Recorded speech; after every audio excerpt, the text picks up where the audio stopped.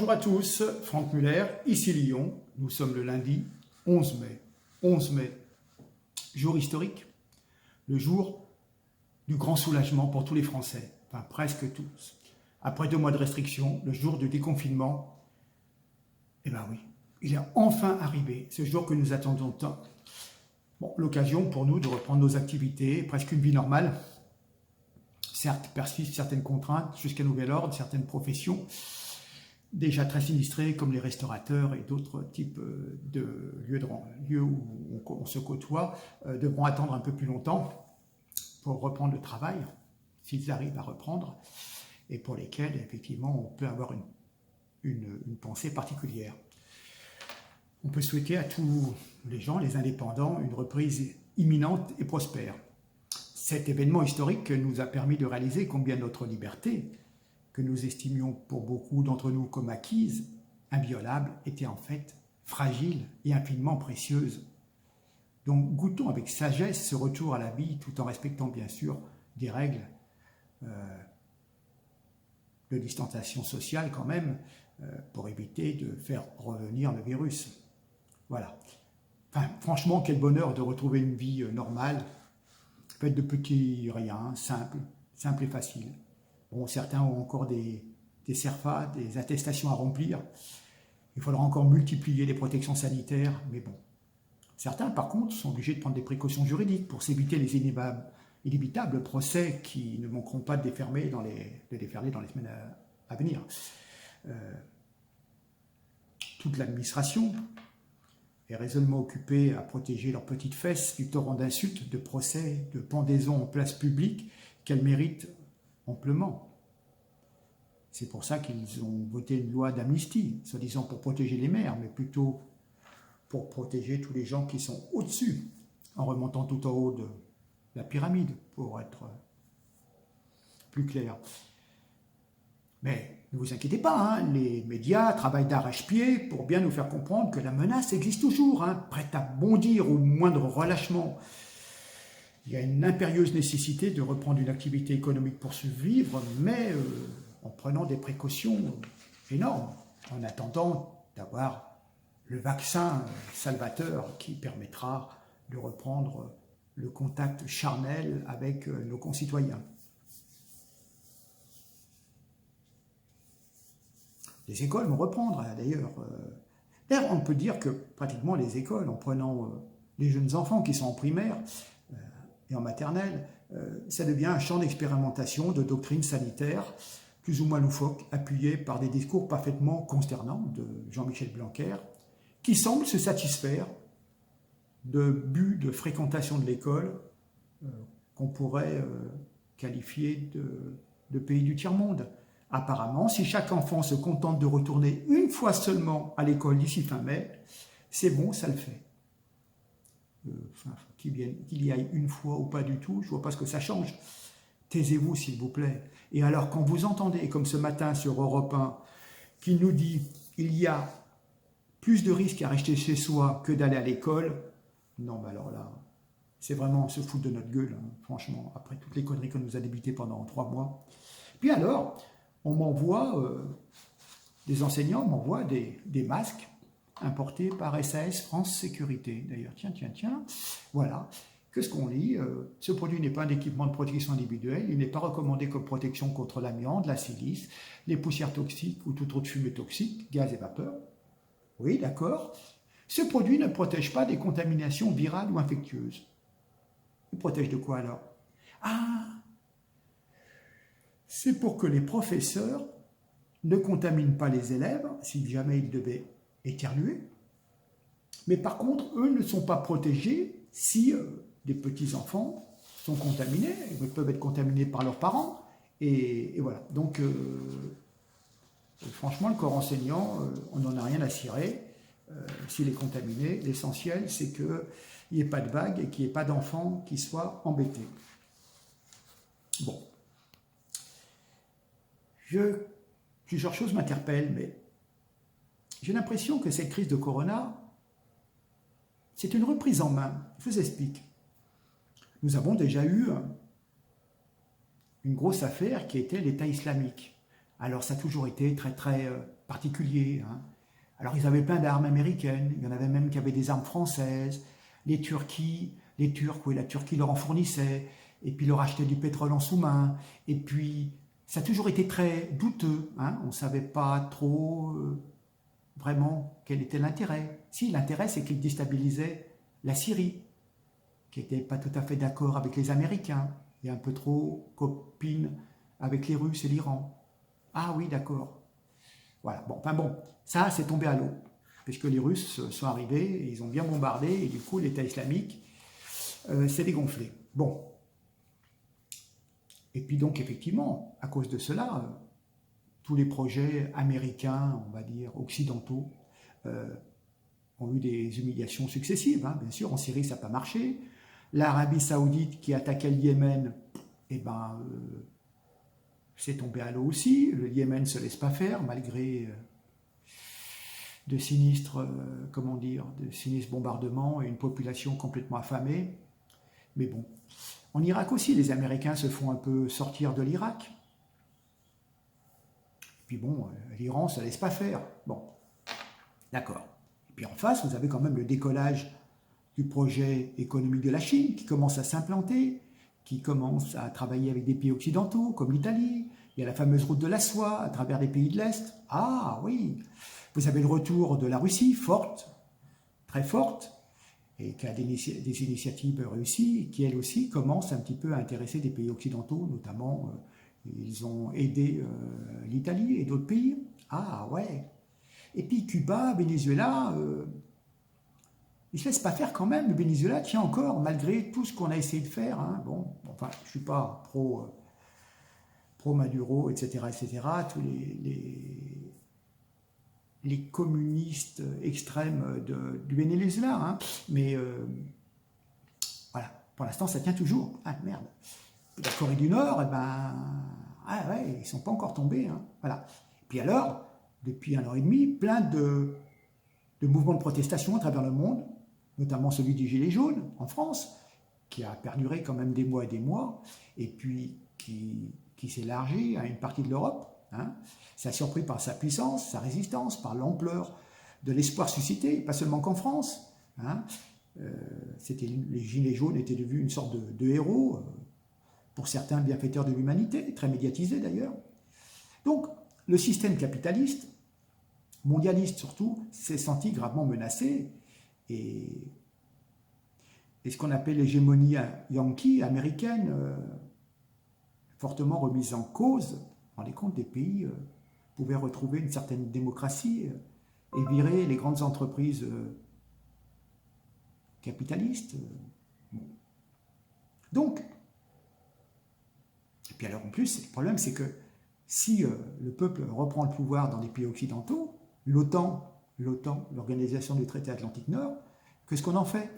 Si la France sort de l'OTAN, si l'Italie sort de l'OTAN, etc., etc. Donc il ne faut absolument pas. Donc il faut tout faire pour maintenir le statu quo. Il faut reprendre la main. Donc quelque part, eh ben, on fait peur. On essaye de faire diversion. Hein. On impose des lois liberticides. On contrôle les mouvements des citoyens, des autorisations, des verbalisations. On détricote les acquis sociaux, on fait avaler des mesures économiques d'un autre âge, travailler plus, accepter de gagner moins, travailler de plus en plus longtemps, renoncer aux congés et à tous les acquis des luttes sociales. On va, il y aura bientôt plus de contrats à durée indéterminée, des CDI, on va être toujours en CDD, hein, donc toujours sur le qui-vive, dans une insécurité permanente. Et puis, évidemment, pour ne pas contaminer nos collègues, nos concitoyens, eh ben, il faudra se faire vacciner massivement. Hein. Et puis, comme ça, grâce à la 5G, on pourra contrôler, si vous suivez la trace, contrôler votre vie, les agissements, qui vous voyez, qui vous rencontrez.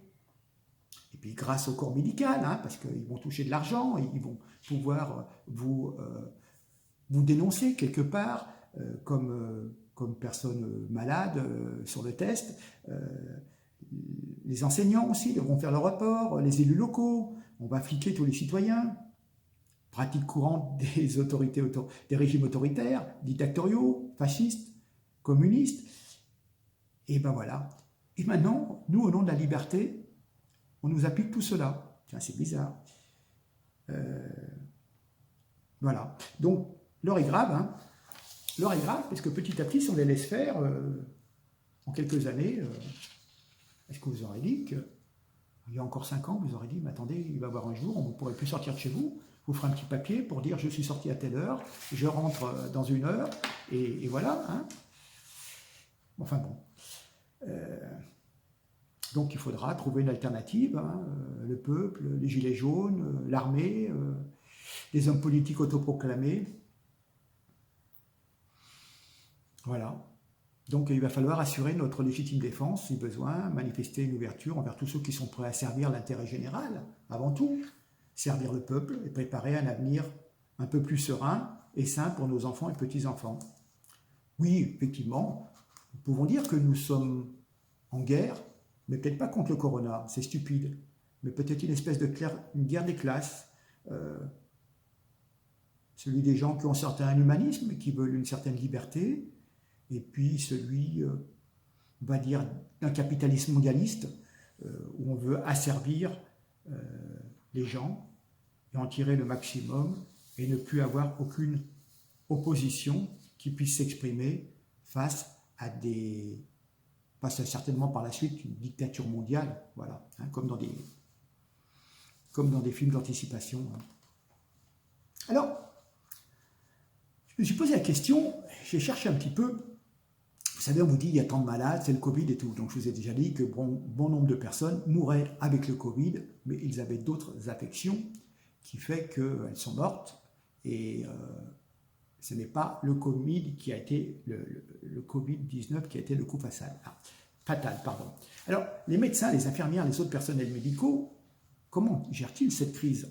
Donc, des unités d'assistance respiratoire pour les contaminés, qui sont séparées du reste des patients ambulatoires et du personnel de santé, ont été mises en place au sein des hôpitaux, des cliniques. Toute personne qui se présente avec une toux, des éternuements, qui montrent un signe de détresse respiratoire, est dirigée vers cette unité et est tenue à l'écart de toute personne entrant avec des blessures ou une autre maladie non respiratoire, si vous avez une jambe cassée, une luxation, etc.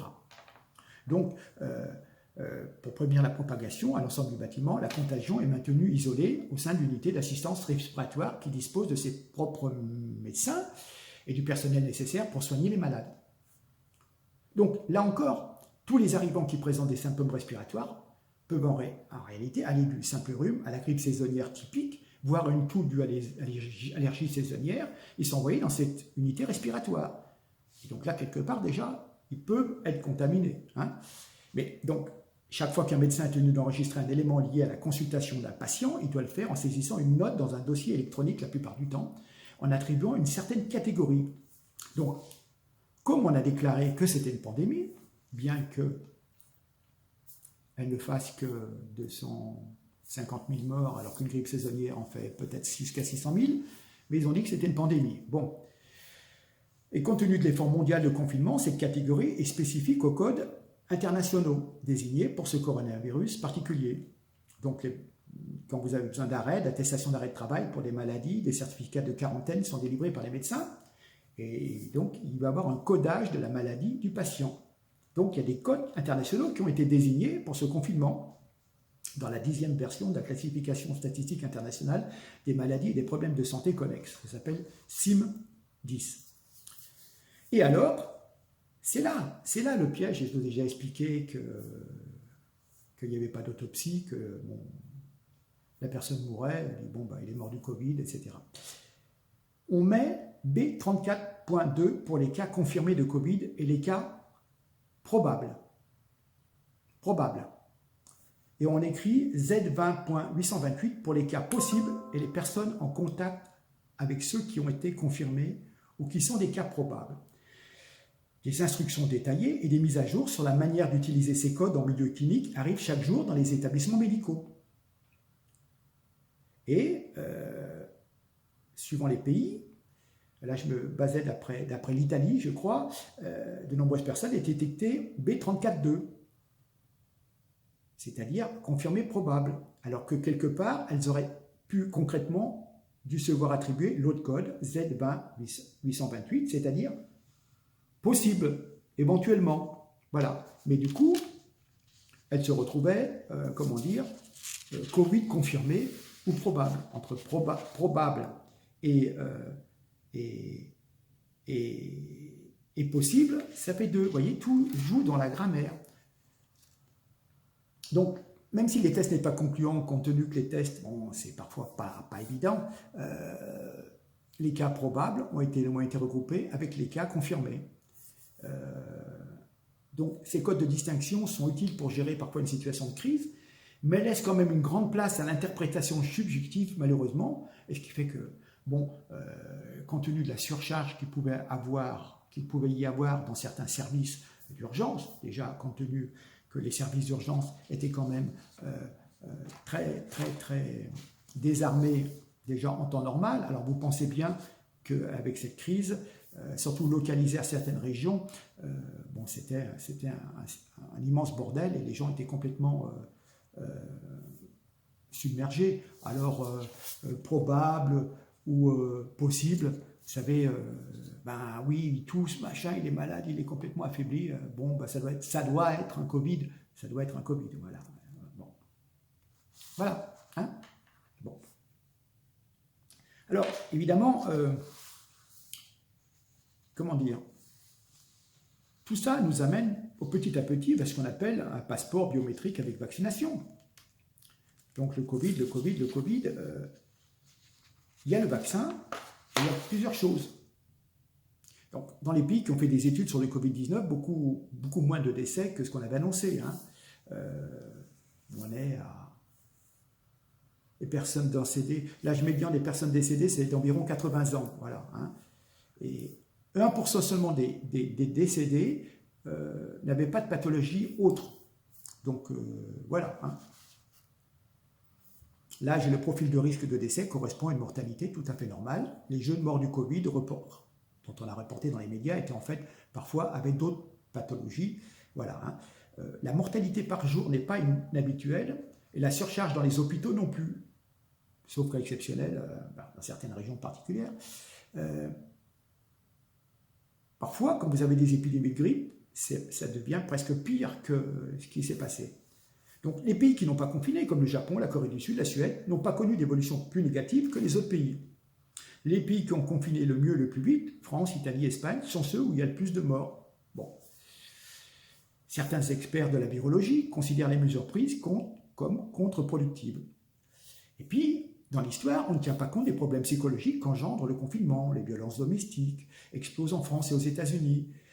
Certains disent que ça a fait plus de morts que le virus par lui-même. Bon, certainement aux États-Unis. Snowden, le dénonciateur de la NSA, estime que la crise du coronavirus est utilisée pour l'expansion massive et permanente de la surveillance mondiale. Des virologues parlent de terreur médiatique mondiale et de mesures totalitaires ou encore d'épidémies très médiatiques. Sur les 3 premiers mois en France, il n'y a pas eu plus de morts. Je sais qu'en avril, il y en aura plus statistiquement, mais il y aura aussi beaucoup de personnes âgées qui seront décédées parce qu'elles abandonnées dans les EHPAD, faute de soins, faute de place en respirateur, et du coup, ça a accéléré leur départ vers l'au-delà, si on peut dire. Voilà. En fin de compte, moi, on me posait la question, où est passée la pandémie de grippe cette année? Elle a été supprimée, elle n'est plus surveillée. Il y a en moyenne 7920 cas de grippe par jour en France. Et en fin de compte, ça correspond à l'excédent qui est passé en Covid-19. Vous voyez, c'est très compliqué. Alors, il y a un projet qui s'appelle ID 2020, qui a pour objectif, depuis quelque temps, de mettre en place une gouvernance mondiale, c'est-à-dire d'avoir une identification numérique et gérer les risques associés avec le virus, avec le vaccin contre le virus, pardon. Voilà. Donc, il y a une alliance qui s'appelle ID 2020 qui est là pour financer, promouvoir, mettre en œuvre des solutions technologiques d'identification numérique. Qui finance cela? Il y a une société qui s'appelle Accenture, Gavi, de Rockefeller Foundation, Microsoft, IDEO.org. Donc, une grosse partie touche aussi des subventions de Bill Gates.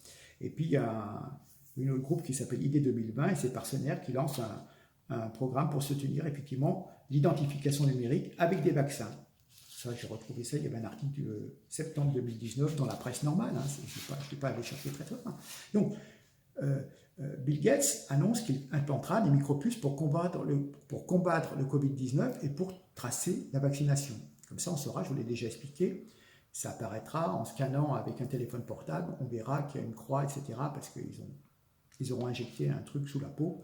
Et donc, si l'étoile apparaît, c'est que vous êtes vacciné et ça vous dit sur quel vaccin on vous a mis. Donc, il y aura un passeport obligatoire pour tous avec biométrie, vaccination, micropuce. Voilà. Donc, c'est très bizarre parce que, on va dire, ouais, non, mais c'est le truc complotiste.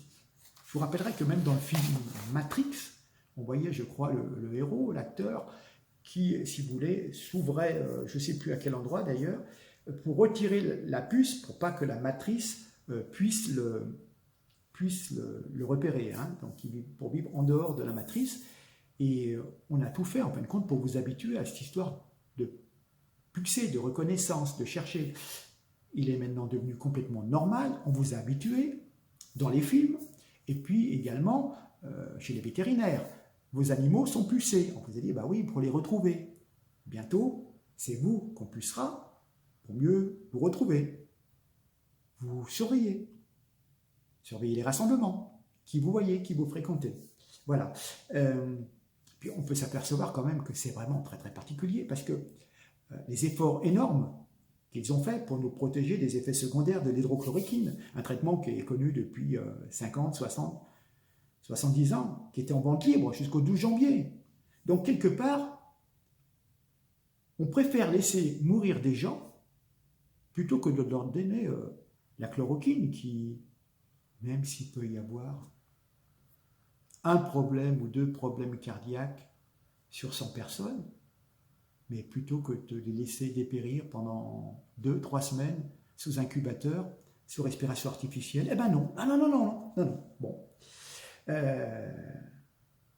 Voilà, donc, par contre, les vaccins, je vous rappelle que je viens de voir une vidéo, je vous en ai parlé du député Kennedy, sénateur Kennedy, pardon, aux États-Unis, qui expliquait que la particularité des vaccins, c'est qu'ils ne sont pas testés.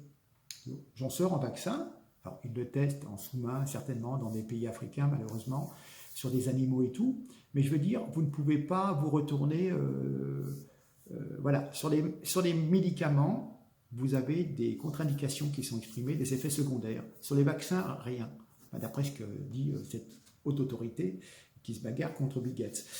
Voilà, donc... Voilà, donc je tenais quand même à souligner ça, parce que franchement, quand on voit ce qui se passe, ils font tout pour que on n'utilise pas l'hydrochloroquine. Alors bon, après, moi je ne suis pas un scientifique, mais il faut se rappeler quand même que, notamment en Russie, il y a beaucoup moins de décès, et eux, ils ont un dérivé qui n'est pas l'hydrochloroquine exactement, la chloroquine exactement, mais c'est aussi un produit qui combat le paludisme, vous voyez, c'est un cousin, voilà. Et en fin de compte, eh ben, ils arrivent à tester les gens et tout de suite à les soigner à la base, et voilà. Mais bon, il faut croire que c'est... En France, on a le docteur Raoult, mais pour avoir ces médicaments, eh ben, il faut aller à l'étranger, au Bled, hein, au Maghreb, il s'en sort très très bien, avec une centaine de morts, 150 morts, Algérie, Maroc, etc. Je vous ai déjà parlé.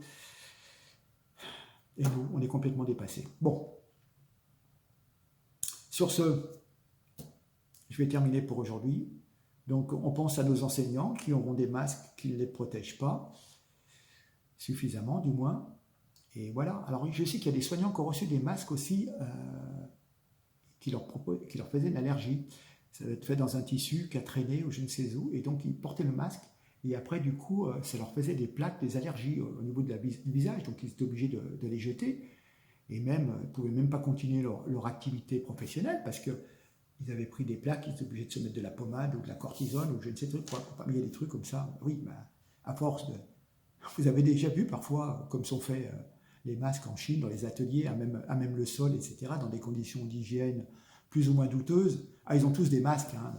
Ils ne disent pas que le masque, ça fait une semaine qu'ils l'ont, ça fait bien, c'est dans la panoplie. Hein.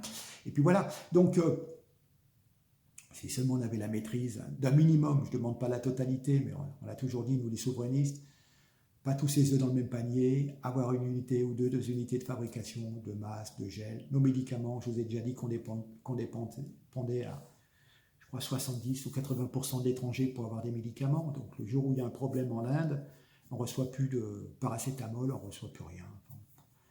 On n'a même plus de produits pour les anesthésies et tout. Tout est fabriqué à l'autre bout de la planète. Voilà. Bon, sur ce, je vous laisse. Soyez quand même très prudents. Je vous remercie parce que j'ai plus les chiffres en tête.